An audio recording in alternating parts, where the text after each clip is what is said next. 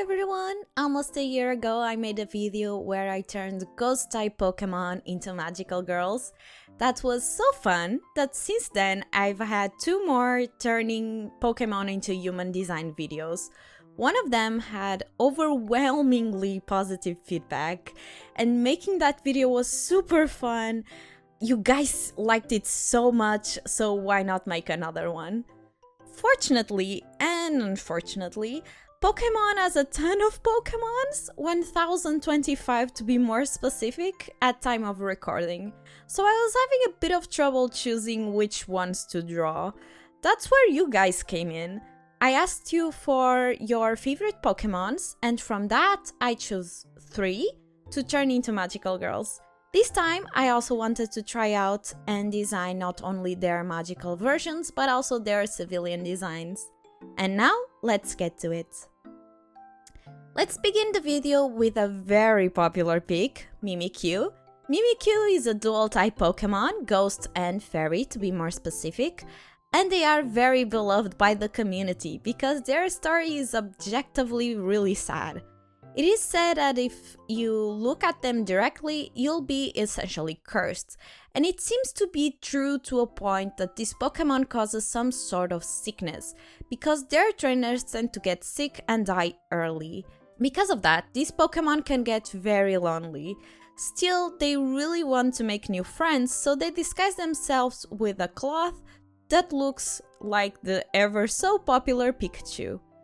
So, the Pokemon as we see them aren't actually their true form. The real Pokemon is what's underneath. Of course, the disguise isn't very well made and ends up looking more creepy than Mimikyu intends.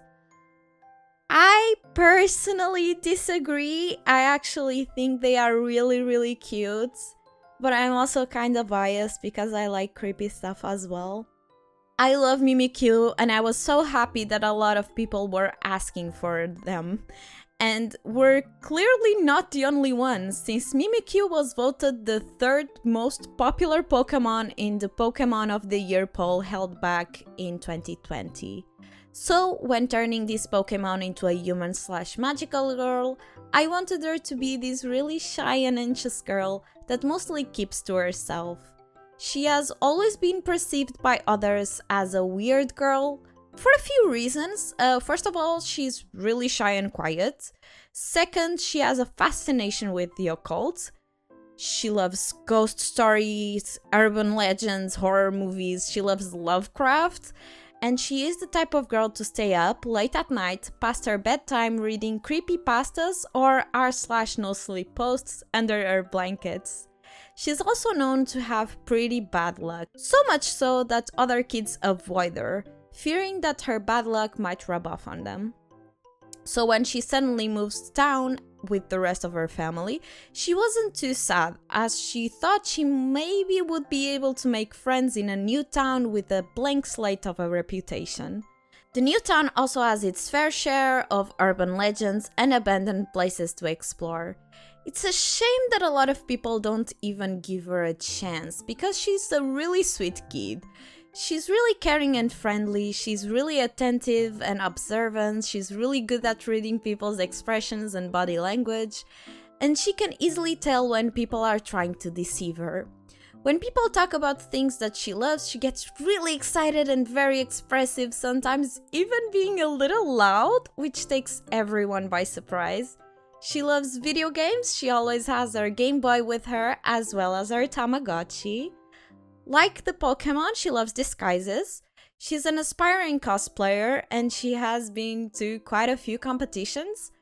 However, because she has a bit of stage fright, her cosplays tend to cover her face a lot. She admires people that can be themselves unapologetically, and she aspires to have the confidence to be like that one day. Maybe that way she'll have the confidence to cosplay and show her face in competitions. She's also really good at impressions, which make her cosplays all the more impressive. A callback to the last video, Mimikyu's favorite band is Revolutionary Girls, the Evolution idol group that I designed. Her favorite members are Sylveon and Glaceon, Sylvian because of her confidence and because she's unapologetically being true to herself no matter what others might think, and Glaceon because, well, Mimikyu understands that Glaceon might also have trouble communicating, or maybe she is as anxious as Mimikyu, and she's still able to push through that and follow her dreams. These two are truly her role models. Next up, we have a Pokemon that I didn't know, Tinkaton. Like I said, I had never heard of this Pokemon before, but when I looked them up, it was pretty clear to me why she was being suggested, and that's because she's adorable. She's tiny, has a giant hammer, and her face screams little gremlin to me, a little menace to society, and I love her. Tinkaton is also a dual-type Pokemon, Fairy and Steel-type. These Pokemon are female 100% of the time, and they were introduced in Gen 9, i.e. Scarlet and Violet. When turning this Pokemon into a girl, I knew I wanted her to be a short yet strong-looking girl. Because Tinkaton is described to basically take whatever she wants, I also felt that this girl should probably be somewhat problematic. So, at her core, she's a good kid with good morals, she's loyal, has a strong sense of justice, and she isn't afraid to protect others no matter the cost. But that's also part of the problem. You see, Tinkaton has a childish way of perceiving the world. She doesn't care for rules. If her friends are being targeted for bullying or something like that, she isn't afraid to start a fight. And the size of her opponent doesn't really matter. She will start a fight, she will use blunt objects, and she knows she might get beaten up, but she doesn't really care because she's doing it to protect her friends. At the end of the day, she is like a really, really, really loyal friend that most people would want to have. Aside from that, she also does other things that teachers and other authority figures dislike, like going out at night to tug walls and buses, and going out and exploring abandoned places. She's very confident and snarky, and she can be pretty loud and enthusiastic, to the point that she kinda sounds a bit aggressive, though that's more of a tone problem than actual intent. This to say, Tinkaton isn't usually aggressive if she doesn't see a need to it. Regardless, she can be very intimidating to other students, and thus she also doesn't have many good friends. She's smart and crafty, she loves robotics and animatronics, and yes, she does sneak into those old animatronic restaurants to study how they built the animatronics. And yes, she would probably be a pretty big FNAF fan as well. Tinkaton and Mimikyu are classmates, and they met when Mimikyu transferred to Tinkaton's high school in the middle of the school year. And from the moment they met, Tinkaton knew this girl was kinda weird. And she got really intrigued by it. She also noticed that Mimikyu is terrible at social interactions, and it wasn't too hard to understand that Mimikyu was the perfect bullying victim. Tinkaton notices and decides that she would become this girl's friend, and she would protect her from the other kids. They became quick friends, but I'd be lying if I said that Mimikyu wasn't a bit intimidated by her, at least at first. They have a few things in common, believe it or not. Both of them are pretty creative, both of them are fascinated with animatronics, Mimikyu loves Uncanny Valley stuff, Tinkaton has already shown some interest when it comes to complex cosplay that involve mechanisms and moving parts and lights, and they have already decided that someday they would make an animatronic together. Tinkaton doesn't believe in ghosts or the supernatural, but she still humors Mimikyu, not wanting to be rude or mean to her new friend. And finally, we have another fairy-type Pokemon that I absolutely love, Alcreamie. Alcreamie is another Pokemon that has 100% female on the female to male ratio.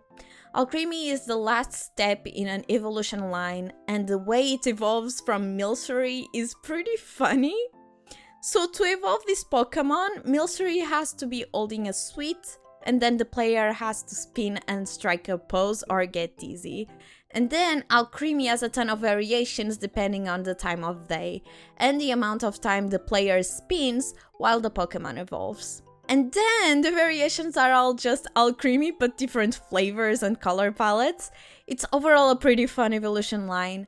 I like the vanilla Alcreamie the most, so I'll use that version as my inspiration. Alcreamie's body is quite literally made of whipped cream, so a lot of pastry chefs end up having an Alcreamie as a companion.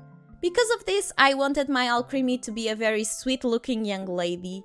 And like the other two girls in this video, Alcreamie can easily make new friends, and not only that, she's pretty popular. She's sweet, she's smart, and so caring, often bringing homemade sweets to share with the rest of her class.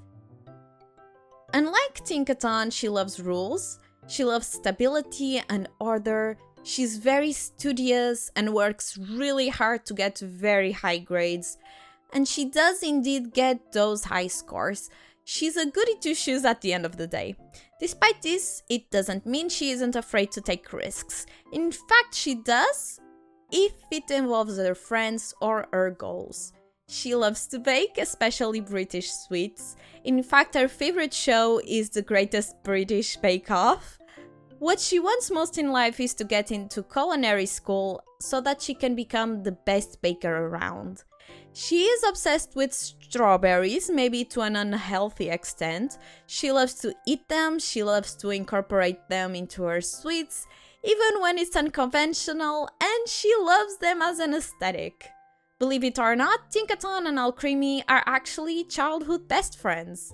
Their lives are very different, and their personalities are almost opposites of one another, but still their friendship is as strong as one can get. This sometimes creates a dent on Alcreamie's reputation, although most of the time people just think that she's a poor girl, just too sweet to overlook Tinkaton, and Tinkaton is probably taking advantage of her. People just can't seem to get it in their heads that they're really good friends because they love to hang out together, and they've been friends for forever. She's also in Tinkaton and Mimikyu's class. She's actually the class president, and as the class president, she was in charge of showing Mimikyu around and helping her out whenever she needs. When they met the first time, Mimikyu thought she was a really nice person. Maybe too nice, like she was hiding something. And Alcreamie was, again, very intrigued by her.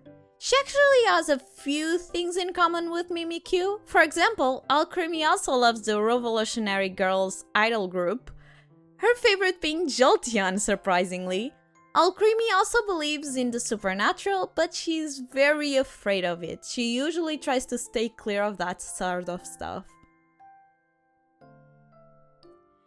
And with that, thank you so much for watching. Leave a like and subscribe if you liked the video. If you want to see more stuff from me, I'm also on Instagram and Twitter at momopurin_chan and on Kara at momopurin.